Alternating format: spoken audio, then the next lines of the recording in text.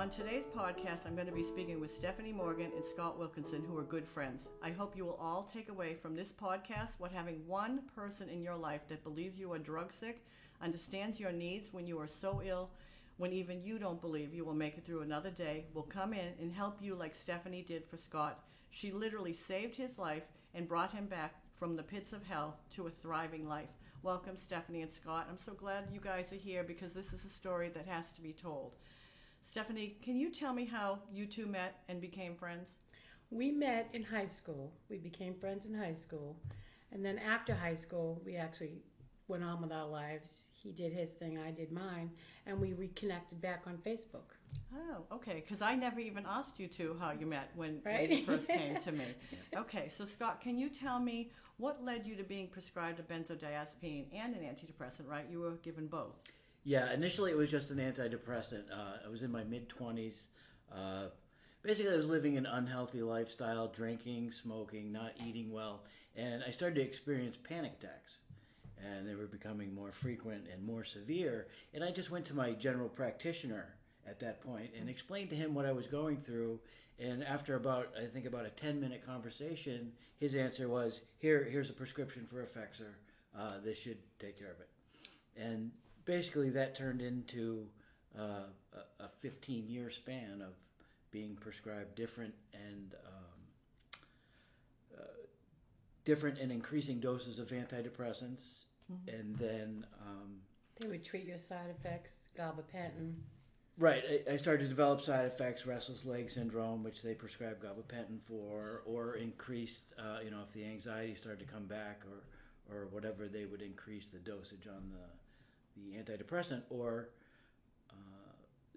switch me over to a new one to see if that. And that at any worked. point, now at what point does a benzodiazepine come into it? Were they giving that to help with the side effects from the antidepressant? That actually came after about 15 years of antidepressants, ending up with, at the end I was on gabapentin, I think 900 milligrams, in addition to Paxil, 50 milligrams of controlled release. 2 high blood pressure pills. 2 high blood pressure pills. The side effect. Right, along with all the side effects that went along with it. I actually happened to, at that point, hook up with Stephanie on Facebook. And through the course of our friendship over the next, I guess it was about a year or so, she came to realize that I was on a high level of antidepressants, and from talking to me and listening to the problems I had and stuff like that, she did her research and came back to me and said, I think the problem is the antidepressants, Right. and the drugs that you're on that are creating all these side effects and all these problems that you're having. So we decided to wean me off of antidepressants. And we weren't experts. Let us say that first. We weren't Right. experts. So the weaning process that you're supposed to be on is supposed to be extremely slow. Right. We got a little cocky and did it a little quick because he wanted to be off faster. Right. Now he's on Effexor and Paxil, or you're off the Effexor and on Paxil? Just Paxil at that So point, yeah. So will you switch cold turkey from one to another? Yes. Wow. Yeah, And how did you he was feel? messed up, Yeah, really. that's got to be. I mean, yeah, through those years of changing dosages and switching and stuff, I look back and see, they had some side effects and some, but through that whole time too, I was also drinking heavily because we found out the antidepressants actually increased the urges for alcohol consumption, and so basically my life was a mess through those years. And you're working, and you're on the road driving, and you're sick and highly medicated. Yes, Highly exactly. medicated. Yeah. Highly He would medicated. tell me his brain, he thinks weird thoughts. He was struggling a lot with Yeah. his thought process. That's why we started looking into what was going on with him health-wise, and Right. we found it. Yeah. We found it. But what I was getting at was, you asked where the benzos came Right.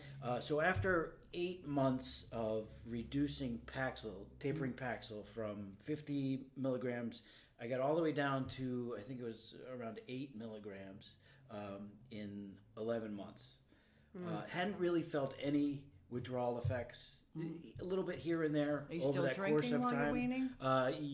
Was I? Yeah. He was off and on drinking. Yeah, I think during that period of time I wasn't. I had Okay. been before, but the side effects were minimal. The withdrawal symptoms were minimal. And then in November, basically, I get hit by a freight train of withdrawal symptoms. It caught up. Yes, and from research Stephanie did, she realized, over the years of taking them, it builds up in your tissue. So it takes a long time for your body to actually get rid of that buildup. And so while I was weaning, I was reducing dose, but my body was still getting drugs from my tissue because so much was built up there, and we think that's why it happened that way. Right. Happened one day. Yeah. Having said that, so after about 2 or 3 weeks of increasing withdrawal symptoms, panic, despair, physical depersonalization, derealization. I was having eye problems. It was just growing and increasing and basically turning me into a basket case. Severe inner restlessness. Trying to deal with that, I ended up going to my doctor at the time with those symptoms, to which he prescribed a Benzodiazepine. Okay, and so which one did he give you? He gave me Xanax initially. Okay, how much did he give I think you it was initially it was half a milligram once a day or up to 3 times a day. Okay. Didn't put a dent in any of the symptoms that I was having. Yeah. And over the course of the next probably month or so, I ended up going back to that same doctor a number of times. He tried switching to Klonopin. That didn't work. Right. And now, do you go with him, Stephanie, to the doctors? I went with him. Yes. Okay. So now you've stepped in. You're going to the doctors with him, and he just keeps prescribing. So you're dealing now with a new class of drug you weren't familiar with. Exactly. And as with the benzos, because And meanwhile, everything's just getting worse, day after day after day. Panic through the roof, anxiety, depression, physical symptoms. I started, being delusional. Sometimes actually Suicidal. having what's the hallucinations. Sorry. that's okay. Yeah. A host of Right. So then terrorizing after symptoms. that, Terrorizing, yes. the Klonopin made things even worse. I felt horrible on the Klonopin. It was really didn't agree with me at all. Not that any The of them floor did. was moving. He would see I ended people. Yeah. So then he ended up switching me over to Ativan, and slowly increased that up to the point where I was at 3 milligrams of Ativan a day. And you still, where are you on the Paxil? Still Holding? weaned down on the Paxil. Yes, holding on the Paxil. Okay. And so then that basically became our battle with now benzos. And I almost immediately was addicted to them, and very shortly after starting to take the Ativan, I was in tolerance. Yeah. withdrawal. So the dependency and the tolerance get you right up front. Right. So it was, it was like it needed an increased dose almost daily to even have an impact. And then, so recognizing all that, and Stephanie doing her research, she started to look into recognize the fact I had to get off them. Because it was a bad move to go on them in the first place, and things were just going to get worse. Right.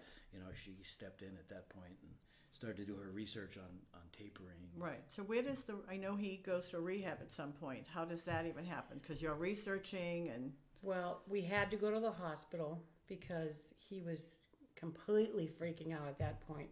He was taking too many benzos. He was in the withdrawal. And we went to the hospital. He's like, I have to go. So I took him to the hospital, and they admitted him into the rehab for an extended period of time. And what did they do to you there? Yeah, it really... A lot worse. Yeah. It really got to the point where I was just so desperate, feeling so bad that happened. What they did for me there was tried to take me off the remainder of the Paxil and put me on a different antidepressant. as well as wean me off the benzos at the same time. So 5, you, 4, 3, 2. so you're off the antidepressant and on another one and off the benzo and Completely. and then on another antidepressant. At this point, I made sure I went to be his healthcare proxy because I knew he was losing his mind. And I knew he wasn't going to be able to make the decisions that they were trying to convince him what he needed to do. There he was in this mental anguish, and he couldn't even think for himself. So I stepped up. That was smart. And went to become his healthcare proxy, so I could make the decisions. Good. They did not like that at all. Smart. The doctors were mad. Yeah. Yeah, and she saw that, I was so desperate, I would basically agree to anything that point with the doctor. I was so desperate for some kind of relief from the constant symptoms. I told her and a lot of people, I felt like I was in, a fight or flight mode just 24 hours a day. Cry wake a up in lot. a panic, go to sleep in a crying. panic, Right. cry for hours at a time. So now, are you there every day with him while he's in the I hospital? had to be. He could not be alone. I was afraid that he was going to kill himself. Right. That's how bad he was. So now, how does he get out of the? You've taken control. Right. Somehow he now gets out of the rehab, and what does he come out on? And how long did they keep him? Let's even see that. How long did they keep him? It was less than a week. I think it was 4 days. 4 or 5 days. Yank you off, put you on something else. That's what the insurance company allowed, basically. I even went to the doctor and said, "You cannot do this." I read about you cannot take an antidepressant, get rid of it, and add another one. And she kept trying to force me to say, "Let's go up on the dose of the new antidepressant." And I said, "Absolutely not." Yeah. He's coming What out did of they here. give him for the new antidepressant? Do It you was remember? Cymbalta. Yep. Okay. All right. And So she- now, 4 days later, he's out. He's out. No, He's no benzos. non-functional. Yeah. Well, they didn't they reestablish the benzos? No, not yet. This was No, the second 'cause- time yeah. because you went in twice. A lot of And it- you This is where filmed he- him. I did. You filmed At this him, point, and I saw that. he did go home, and he was benzo free. At this point, this is where the benzo trauma came in because after not having them, and he was already addicted, his whole brain started to shut down. He was reduced down to a 5-year-old, a little child, rocking back and forth. I was actually afraid to leave his house because he was fearful, and it was the saddest thing that I've ever seen in my entire life. I saw it in the film where you videoed him. Where he's I took him shaking. home with me. Yeah. Oh, you did? I You took did. him home? I took him home with me, and at this point, I wasn't a benzo expert. I didn't know much about them until I started continuing the research. Right. So, I took him home. He got worse and worse. I'm thinking, he's gonna die here. I'm gonna go to jail. I didn't know what was gonna happen. This poor guy. He completely shut down to where he was just hang his head, catatonic, until I was frantic. So I'm constantly going online looking for more research. My mother had a stroke. Now she's next door. This is another story. She's next door. She had a stroke. They had her on benzos, and you can't do that to a brain injured person. But anyway, I went over there, and I'm not supposed to say this, but I did take one of hers because I wanted to see what would happen if I gave him one. I put it under his tongue. He came out of it just for a little while because we didn't have a prescription. And I knew right there that they shouldn't have took him off the way they did. Right. So I had to make an appointment with a psychiatrist to reestablish him on benzos so that we could wean him properly. Okay. Good. So then I think that's when you come to my house, right? Right. So and that's a story in itself. I know. And we might even get emotional because when I even think of that day, I was you know, so that desperate. Was, yeah. Because to even see him walk in today, I mean, he was the shadow of a person. Right. I remember he sat across from me, when you contacted me and you guys were coming, and he didn't speak. He had zero motion, and I kept saying to him, "You don't believe that I was ever sick." And that was probably the only time he said no. And I said, "Someday you won't believe, somebody else won't believe you were sick." And I mean, look at you. I mean, it's amazing. So now the process. What do you do now? So he's got to go back. He has to go back to the psychiatrist. But in the meantime, you did end up back in the hospital. Yeah, but after being out for I think less than a week, I was still such a desperate case. I actually spent one day where I just could not stop sobbing all day, and that resulted in back in the hospital, Bring me to the back in the hospital, emergency you said. room. They sent me to another rehab facility. Oh, I didn't know about the second one. The second one. And they had no medication for him. They kept They saying didn't- it's on order. They didn't have any Cymbalta there. So I basically had the cold turkey. There, I would think I was there for yeah, it 3 was a or mess. 4 days. Yeah. And then released again, and in worse shape than when I. So you got came out. home on nothing. They still don't, no benzos, no Cymbalta. Now you're home on nothing and cold turkey from everything. Everything. That's when the psychiatrist kicked in, and we went there, and I told him, do not say that you have suicidal tendencies. Right. Please. And let me do most of the talking. But, you know, he was able to talk a little bit. Mm-hmm. And she did reestablish him back on the benzos Right. and an antidepressant. Right. And then we had discussed going to a functional medicine doctor. Right. So you did that because he wasn't even eating, really. No. Never mind eating well. He wasn't even eating. Yeah, I had lost a lot of weight, and I had actually had a period of, I think it was 9 days where I couldn't even sleep.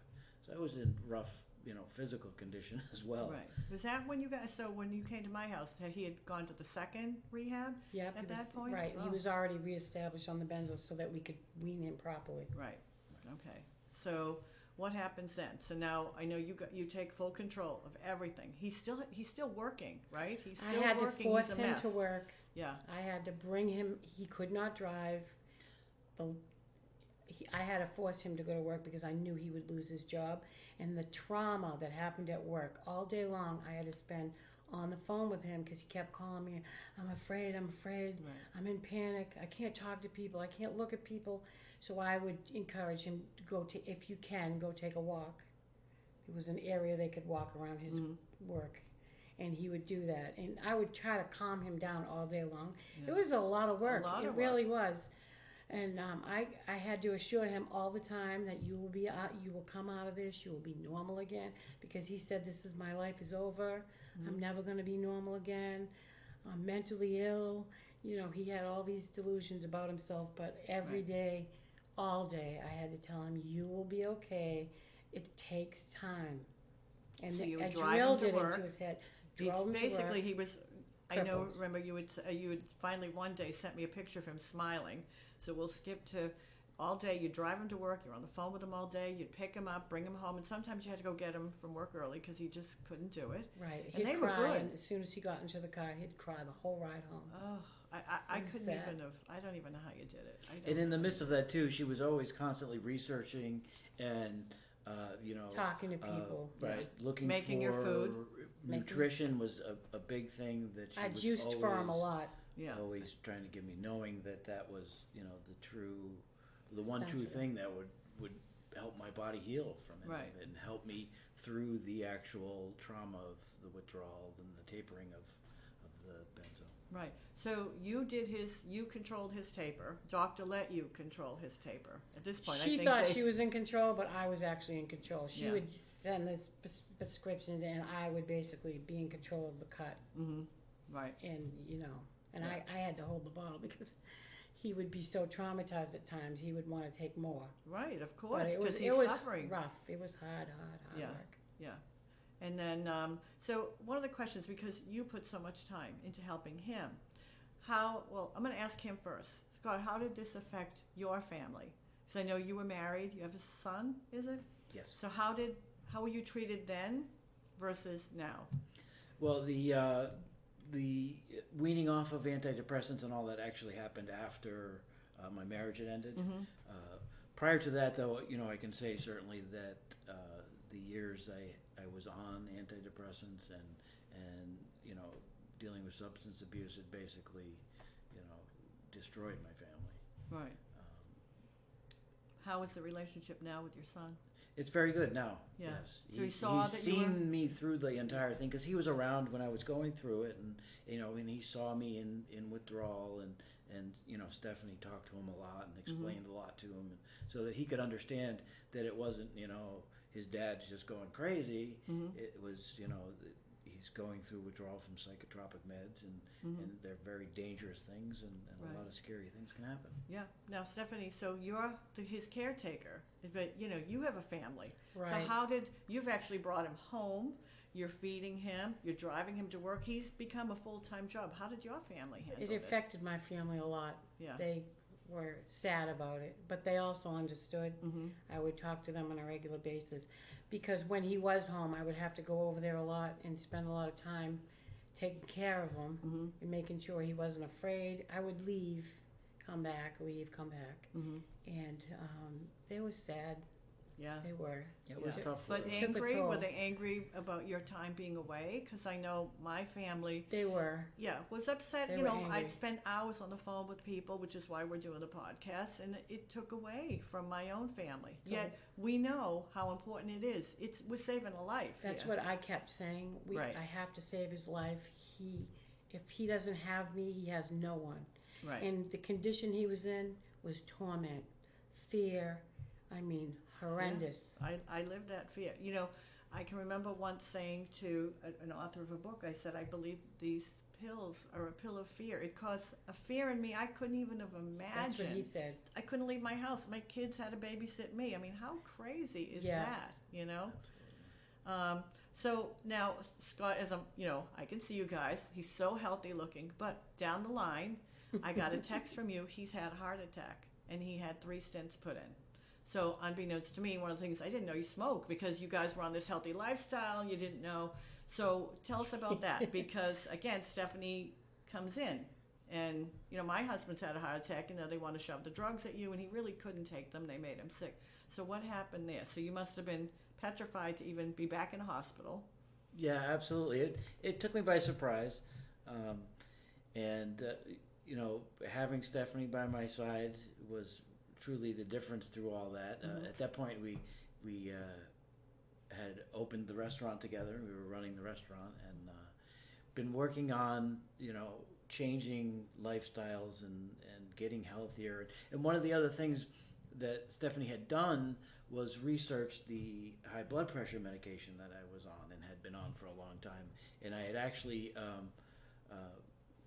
we had decided that it would be best to come off that because, as you know, from when you research those things, you find out they have a lot of side effects, and they can do damage physically and mentally. And so we decided the best thing was to come off of those. So then post the heart attack, my doctor had a list of medications that he wanted me to go on, and basically we just decided that we weren't going to do that because what we were going to do was treat stuff the way that it should be treated, through nutrition And she healthy found choices. different alternatives for each drug you were going to be given. She found an alternative for each one. Right, a nutritional supplement or a dietary supplement. And you quit smoking. And I quit smoking, yes. Yeah. That was another addiction that I had struggled with, my Right. entire life. Right, That contributed to where I was when I first went on the antidepressants. right. So no meds today at all. No meds for today. anything. And you feel healthy? And his I blood did. pressure went down. He was on After 2 I blood came pressure off the pills. When he medicine. came off them, his blood pressure went back to normal. So with the blood pressure meds, when he got healthy, after you did functional medicine and, you work with your doctor and he's changed his diet, was he still on the blood pressure meds and then came off later? Because I didn't. Yeah, we weaned off them during that process. During that process. Okay. Yeah. Okay. Excellent. The Excellent. doctor was very upset, Yeah. telling us he was going to die Yeah. if he wasn't on them. So now you're both working today. So you were running a restaurant together, which was great. I went down and saw you in the restaurant, and but then you closed the restaurant. So, where are you both working today, and what's the relationship today? Because he's healthy, but I mean, look at this: high school friends and Facebook, I know. and how. So your health today is. Any side effect, any after effects from all of this? No long-lasting effects. Nothing. No. Your Um, energy's good. My energy's People think good. they I'm can never healthy recover and from the happy. multiple That's drugs. and I can tell you, I certainly thought that for months and months, just For years, every, actually. Every day, all I thought was I would never come out of it. I would never feel good again. I would never be healthy again. I would die feeling the way that I Right. felt in the midst of depression, because that's what these drugs do. The way they alter your brain chemicals, your thought process. all that. They're just so dangerous and so lethal to people. Right. And I'd like people to know, because people think because of a cold turkey, they'll never recover. And granted, that is not the way anybody should ever have to come off these drugs. And we know people are still out there struggling, so I don't deny that either. Because, I mean, there are after effects for some people. But for you, with all that got done to you, and again, you had Stephanie. And the reason we're doing the show today, and we were all in agreement of this, is we want others to know how important it is to have somebody who believes you. And you couldn't have fed yourself right. She did it. She took over with the doctor. She took over with everything. Yeah. I mean, it's definitely having somebody, a friend like Stephanie in your life. Excuse me. Yeah. No. It's definitely the difference between life and death. It is. I truly believe it is. I knew this would. We probably all cry because again, you saw where he came from. I only saw him that once. And it is so I cried that day because I was looking at myself across the table, how I used to be. And you think you're never going to get there, And so, Stephanie, for you, you're like an angel. I wish we all had should clone you. How are you today? I mean, you're working, right? So you both have different jobs now. And we did open a lawn care service in the summer months, in the spring and the fall. So what is so do you do lawn care? Fall, you two are just so interconnected. We've done a bunch of things.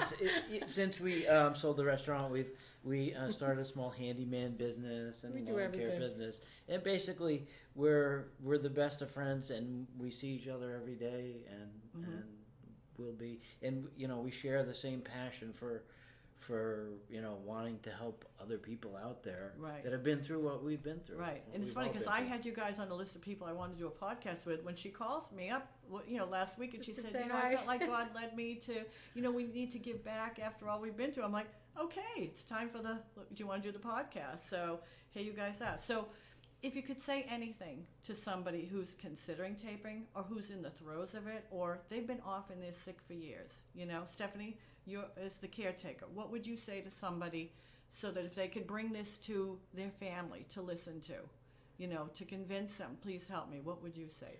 I would say that they really need to ask their family to do the research to understand exactly what they're going through, because it's hard to explain yourself when you're in a condition like Scott was. Right. And, and they just see this person that's on medication and they're kooky or... but it's not true. This is medicated induced mania, depression, anxiety. Right. They need help. Right. I absolutely would recommend family members to please have the patience, the compassion, the understanding to go through it with them. They cannot do it alone. He would have died if I didn't come. He would have. And I know this for sure. I know. He definitely. Yeah. And I just couldn't leave him there by himself. I just Right. couldn't. I didn't have it in me. Right. And I just hope people can understand that they need to feel the same way. Right. And Scott, what would you say? We don't like to use the word addict. These are addictive drugs. So, you were the one that was dependent on these drugs for years. You were, iatrogenically ill. And for somebody who was really treated very poorly by the medical community, I mean, let's face it, it was horrible how you were treated. And what would you say to somebody who is even off or whatever and thinks they can't get better? Because I know the first day I met you, you just thought, no, it wasn't going to happen. Yeah, I would say that, no matter how bad you feel, how bad it gets, or how much despair comes over you every day, you have to realize that you can heal from these drugs, and you can get over the withdrawal. The brain takes a long time to heal. These are very dangerous drugs that alter your brain chemicals and do a lot of damage to your brain, and it takes your brain a long time to heal. But just know that in time, if you persist and think about nutrition and try to build yourself up in every way you can feel better again. You can get back to a healthy life. Do you think you would still be sick today if Stephanie, or even alive if Stephanie hadn't stepped in? Yeah, I don't think that I would still be alive. Yeah. I think that the way that I felt on the antidepressants and combined with the drinking, as time went by, I would say that I was, potentially suicidal. Yeah. And if I had not killed myself just with substance abuse and the drugs, maybe it would have led me to Right. that. And you have no cravings for alcohol today? None? No. No, a totally healthy lifestyle, you know? But we don't want anybody to think if they don't have somebody, too, you know, that you can't make it. They can because make what it. we're doing as far as to push through, you can make it. Yes, I would love to clone Stephanie and just mail her out to everybody. But, you know, that can't happen. Even myself. So even though I was married and I had people around me, I had to do my own, as tired and as sick as I was, I had to do my own cooking. So we want to encourage people, you know, one step at a time, you know, a salad, a juice, you know, if you, and as far as smoking, I know even in a lot of the groups, you don't want to quit everything at once. So again, I didn't know you smoked, but that was something a lot of people, they say, don't even give that up right away. There's too many things. So you got forced into it later on. But, you know, a slow tapering later on off your cigarettes. Yeah, and it's the same thing with people that are on multiple drugs. You know, if you're on an antidepressant and a benzo, you have to pick one to taper at a time. Yeah. Because they're so dangerous. And it was unfortunate what happened to you. You didn't get to pick; it just got done to you. You know, but again, in the end, it was the benzo reinstated, and then that slow taper. All right. Well, anything else you guys want to add? Well, I'd just like to say too, you know, having Stephanie in my life saved my life. But if people are out there going through this and feel they don't have a Stephanie in their life, they should know that there's a lot of different resources out there that you can reach out to. There's forums and people just out there that have been through this and are willing to help. Right. And can help you get through. Yeah, and I've always said, get your benzo friends. Like, you know, there are people that develop these very close relationships, and we're starting to have more meetup groups around that they're trying to start where, you know, there'll be people in the community that can help, and we've really got to work on establishing that. I mean, we're trying to do legislation here, and if that doesn't pass, we have to find other means to help people. So maybe phone lines, you know, they could reach out and call somebody. Yep. Like us. All right. Well, I want to thank you both for being here today. I know you had to come up from the South Shore, and I really appreciate it. Thank you so much Thank for you so having much us. for having us.